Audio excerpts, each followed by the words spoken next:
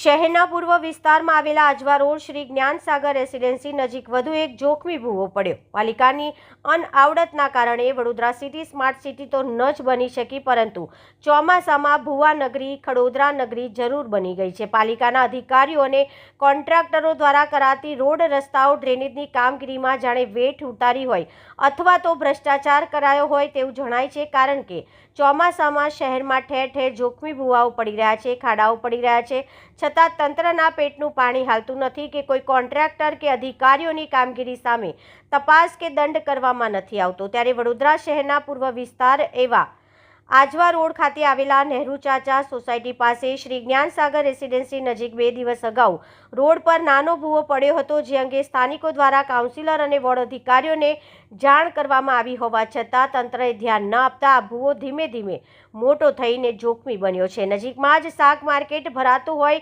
દરરોજના લોકોની હજારોની સંખ્યામાં અવરજવર રહે છે, તેમ છતાં અહીં તંત્ર જાણે કોઈ દુર્ઘટનાની રાહ જોતું હોય તેમ જણાય છે। ત્યારે શિવસેનાના વડોદરા શહેરના ઉપપ્રમુખ તેજસ બ્રહ્મભટ્ટ દ્વારા સમગ્ર મામલે પાલિકાની કામગીરી સામે સવાલો ઉઠાવ્યા હતા તથા જો કોઈ દુર્ઘટના સર્જાય તો તેના માટે પાલિકા તંત્ર જવાબદાર રહેશે તેમ જણાવી વહેલી તકે આ ભૂવાને પૂરવાની કામગીરી કરવાની માંગ કરી છે।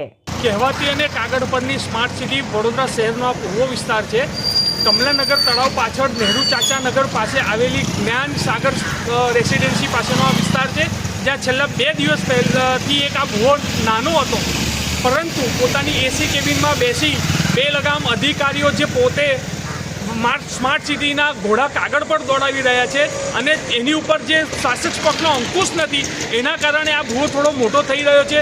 દિવસે ને દિવસે ભૂવાની સાઇઝ વધી રહી છે, પરંતુ નિંદ્રાધીન તંત્ર અને પોતાની એસી કેબિનમાં બેસી અને હવાઈ લૂંટી આ કોર્પોરેશન અને એના અધિકારીઓને આ ભૂવો પૂરવાનો ટાઈમ નથી।